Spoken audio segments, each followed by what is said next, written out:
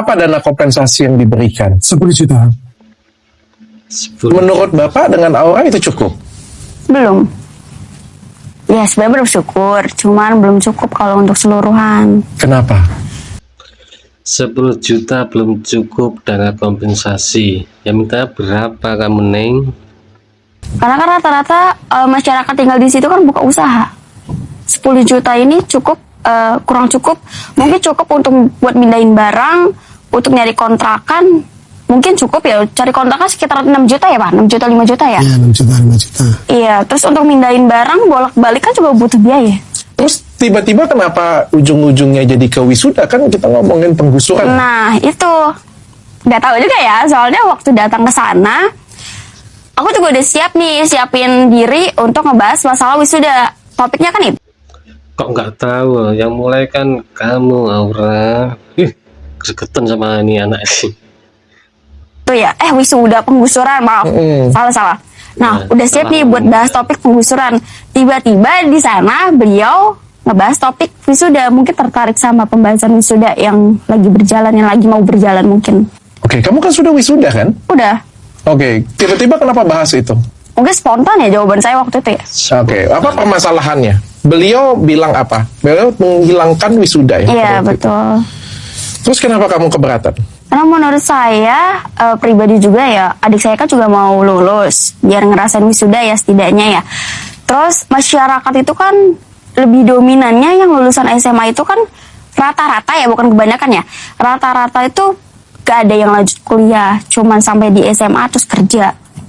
Gitu. Adik, kalau misalkan video ini lewat di FYP kamu, tolong pahami kata-kata tante ya. Oke, kalau memang kamu tidak terima karena memang tidak ada sosialisasi terkait dengan penggusuran rumah kamu yang berada di sekitar bantaran sungai. Di situ yang bisa kamu kritik untuk pemerintah. Karena kamu tinggal di bantaran sungai, seharusnya kamu bisa paham dan melihat bagaimana susahnya cari uang itu kayak gimana. Kalau kamu bilang perpisahan itu akan menjadi sebuah kenangan yang tidak akan terlupakan, di saat kamu lulus SMA atau bahkan lulus kuliah nanti, kenangan-kenangan itu akan sirna seiring berjalannya waktu dan kamu akan lebih fokus untuk gimana cari uang untuk melanjutkan hidup kamu atau bahkan keluarga kamu nantinya. Kalau udah tahu cari uang itu masih susah, mau ngeluarin duit harus tahu mana yang didahulukan. Satu lagi, kamu kan juga daftar kuliah, dan kalau misalkan kuliah kamu keterima, apakah itu tidak perlu dana? Biaya kuliah itu mahal sayang, dan kamu bilang cuman 1 juta. Cuman 1 juta itu adalah untuk event 1 hari. Kalaupun kamu dapat bantuan dengan biaya kuliah ringan, bisa saja kamu itu juga mendapatkan biaya kuliah 1 juta per semester. Bandingin 1 juta untuk 6 bulan atau 1 juta untuk 1 hari. Dipakai ya logikanya. Tapi saya pengen tanya dengan Aura, kalau misalnya nih semua orang dewasa berpikir bahwa kamu salah, menurut kamu, kamunya yang salah atau mereka yang takut kamu benar? Mungkin mereka ya yang takut aku benar, karena aku Bener dari mana kamu? Ngaco nih anak. bersuara sendiri di antara banyak orang yang gak berani untuk speak up. Tapi kamu pernah berpikir gak jangan-jangan kamu yang salah? Mungkin pernah mungkin ya, mungkin pernah berpikir ya mungkin salah, cuman kalau dipikir-pikir lagi salahnya di mana? Kan kita memperjuangkan hak kemanusiaan di penggusuran. Oke, kita bahas ya pelan-pelan ya. Oh, iya, Saya juga nggak mau menyakitin kamu karena kamu masih kecil banget, masih 19. Rumahmu itu di bantaran sungai. Kok kemanusiaan kan sudah diganti dana kompensasi. Masih ngeyel aja. Kamu karena kamu masih kecil banget, masih 19 ya, masih 19 ya. Ada bapak ya juga di sini ya, jadi coba kita diskusi sama-sama kali ya. Ini kamu orang susah atau orang ini berada sih sebenarnya? Gimana ya Pak?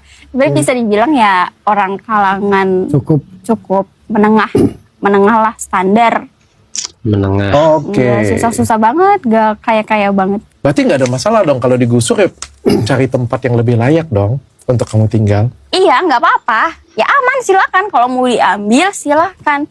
Kan yang dipertahanin kita itu cuman rasa kemanusiaan yang dimana para korban penggusuran ini itu nggak ada rasa manusia kayak memanusiakan nggak manusia tuh nggak ada. ada. Cuman itu doang. Kamu Netizen kena prank.